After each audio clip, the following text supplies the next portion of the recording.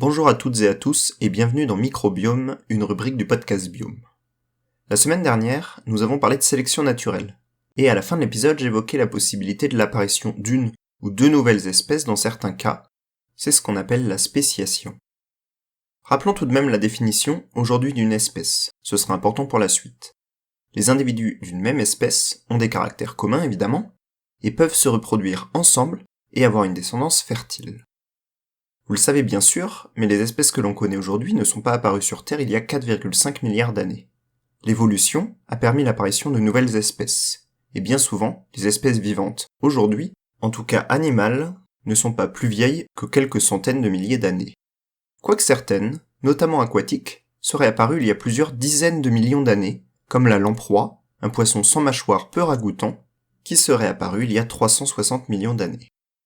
Mais certaines, aussi, sont apparues il y a bien moins longtemps que ça. Et quel que soit leur âge, toutes ces espèces descendent d'ancêtres, et aujourd'hui disparues, et ne sont pas apparues du jour au lendemain. Alors, comment apparaît une nouvelle espèce ? Déjà, il faut rappeler que les mutations génétiques apparaissent aléatoirement chez un individu, au moment de la conception des gamètes. Celles-ci entraînent alors l'apparition d'un nouveau caractère chez l'individu, qui n'existait pas avant dans la population.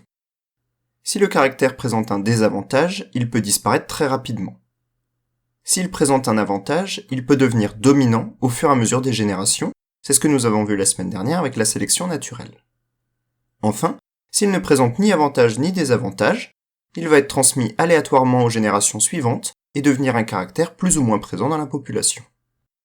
Mais que se passe-t-il si des individus sont isolés, en général géographiquement, en deux sous-populations A et B, ne pouvant plus se croiser donc se reproduire entre eux? La mutation apparaît alors chez une des deux populations, sans mélange possible.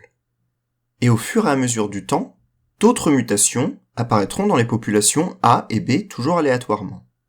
Si bien que, un jour, si des individus des deux populations se recroisent, il est possible qu'ils ne puissent plus se reproduire ensemble, ou en tout cas avoir de descendance fertile.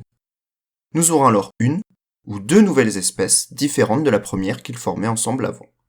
Bien évidemment, il faut beaucoup de temps pour que cela soit possible, car il faut qu'assez de mutations soient apparues et soient répandues dans la population. En général, cela prend des milliers d'années. Dans la continuité des mutations génétiques, nous parlerons la semaine prochaine de polymorphisme génétique, un terme barbare pour une notion pas bien compliquée, vous le verrez. Bonne fin de semaine et à bientôt dans Biome.